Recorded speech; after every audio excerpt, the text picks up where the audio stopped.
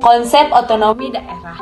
Otonomi daerah adalah keadaan di mana suatu daerah mampu mengaktualisasikan segala potensi yang dimiliki secara optimal.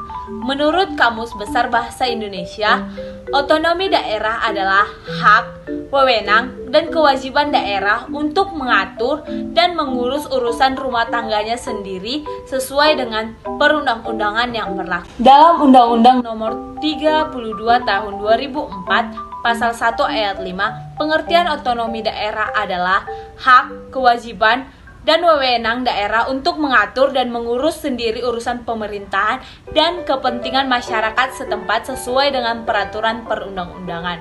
Sesuai dengan penjelasan Undang-Undang Nomor 32 Tahun 2004, bahwa pemberian kewenangan otonomi daerah dan kabupaten atau kota didasarkan kepada desentralisasi dalam wujud otonom yang luas, nyata, dan bertanggung jawab.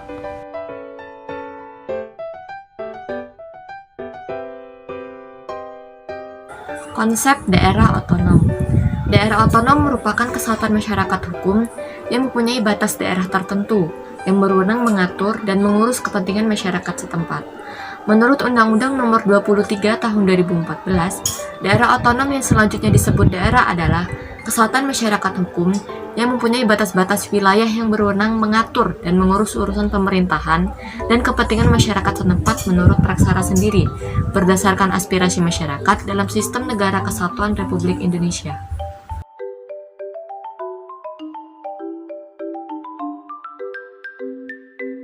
Menurut hasil penelitian The Liang Ji pada tahun 1962-1965, kebijakan otonomi daerah di Indonesia mengalami perkembangan dalam beberapa masa.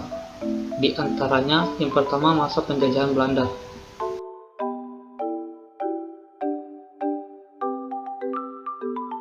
Pada masa ini, pemerintah kolonial Hindia Belanda menerapkan beberapa kebijakan desentralisasi seiring mulai berkembangnya gerakan politik etis atau ethisch politik. Beberapa kebijakan di antaranya, yang pertama adalah desentralisasi Stewart atau ketentuan tentang desentralisasi yang ditindaklanjuti dengan desentralisasi Baseloot atau keputusan Gubernur Jenderal tentang desentralisasi dan Local Redrenodomanti atau undang-undang tentang dewan lokal. Yang kedua adalah Bestur Self-Forming atau ketentuan tentang penyusunan kembali pemerintahan yang ditindaklanjuti dengan Provision der Nomanti, Regenskaport Donanti, dan Staggemento Donanti untuk pembentukan pemerintahan setingkat provinsi, kabupaten, dan kota praja di Jawa dan Madura.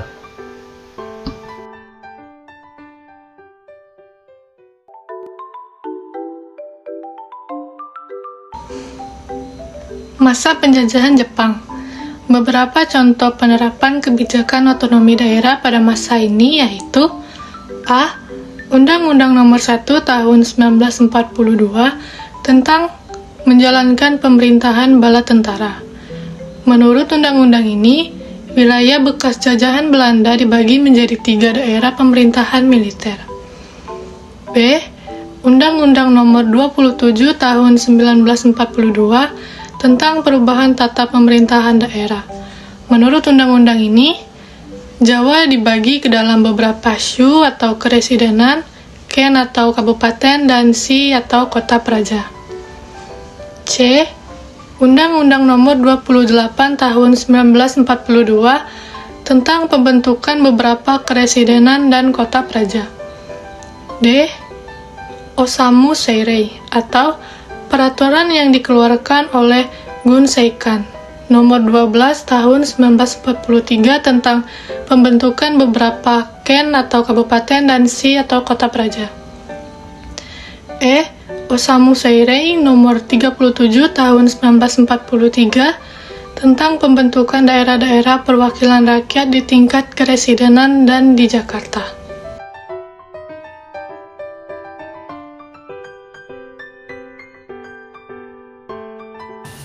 Masa Negara Kesatuan Republik Indonesia.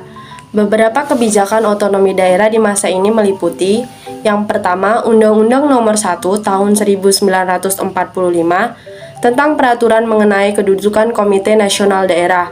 Undang-undang ini ditetapkan berdasarkan Undang-Undang 1945 yang pada intinya mengatur antara lain tentang pembentukan daerah otonom kepresidenan, kota dan kabupaten.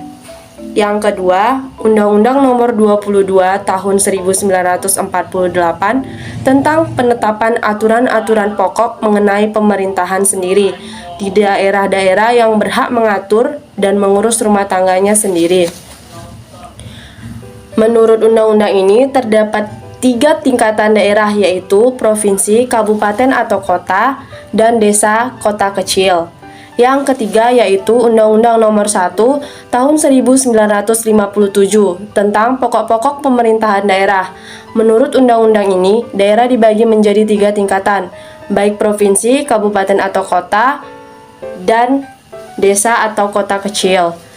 Dan yang keempat, Undang-Undang Nomor 18 Tahun 1965 tentang pokok-pokok pemerintah daerah. Undang-undang ini merupakan tindak lanjut dari Dekret Presiden 1959 atau kembali ke Undang-Undang 1945. Dan yang kelima, Undang-Undang Nomor 5 Tahun 1974 tentang pokok-pokok pemerintahan daerah. Dengan undang-undang ini dibentuk daerah atau daerah otonom dalam rangka desentralisasi dan wilayah atau daerah administrasi dalam rangka dekonsentralisasi. Dan yang keenam, Undang-Undang Nomor 22 Tahun 1999 tentang pemerintahan daerah. Undang-undang ini ditetapkan berdasarkan Undang-Undang 1945 sebelum amandemen sebagai tindak lanjut dari TAP MPR RI Nomor 15/MPR/1998 tentang penyelenggaraan otonomi daerah. Dan yang ketujuh, Undang-Undang Nomor 32 Tahun 2004 tentang pemerintahan daerah. Dengan undang-undang ini, NKRI dibagi atas daerah provinsi dan provinsi dibagi atas kabupaten atau kota.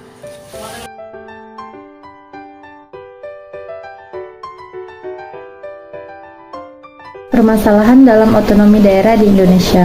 Yang pertama, adanya eksploitasi pendapatan daerah.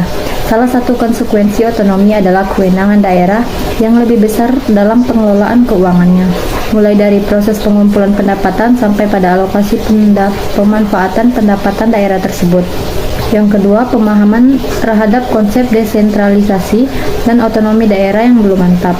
Desentralisasi adalah sebuah mekanisme penyelenggaraan pemerintahan yang menyangkut pola hubungan antara pemerintahan lokal dan pemerintahan nasional. Desentralisasi diperlukan dalam rangka peningkatan efisiensi dan efektivitas penyelenggaraan pemerintahan. Yang ketiga, penyediaan aturan pelaksanaan otonomi daerah yang belum memadai. Yang keempat, kondisi SDM aparatur pemerintahan yang belum menunjang sepenuhnya pelaksanaan otonomi daerah. Penyelenggaraan otonomi daerah yang sehat dapat diwujudkan melalui peningkatan kapasitas dan kompetensi yang dimiliki manusia sebagai pelaksananya. Yang kelima, korupsi di daerah. Fenomena lain yang sejak lama menjadi kekhawatiran banyak kalangan berkaitan dengan implementasi otonomi daerah adalah bergesernya praktik korupsi dari pusat ke daerah. Dan yang keenam, adanya potensi muncul konflik antar daerah. Dengan pelaksanaan otonomi daerah muncul gejala etnosentrisme atau fenomena primordial kedaerahan semakin kuat. Indikasi etnosentrisme ini terlihat dalam beberapa kebijakan daerah yang menyangkut pemekaran daerah, pemilihan kepala daerah, rekrutmen birokrasi lokal, dan pembuatan kebijakan daerah lainnya.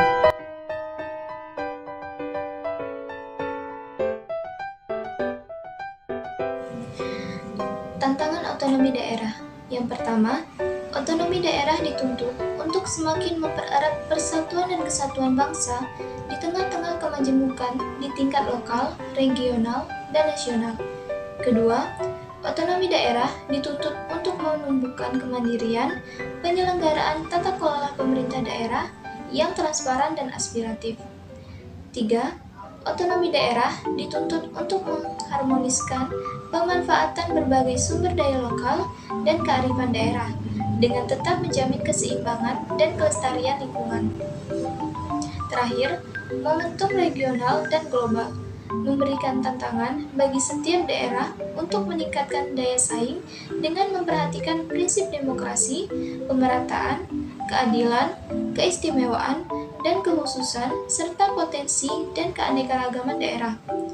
Otonomi daerah menjadi faktor penguat bagi setiap daerah dalam menghadapi kebijakan masyarakat ekonomi ASEAN dan tantangan bonus demokrasi pada 15-20 tahun yang akan datang.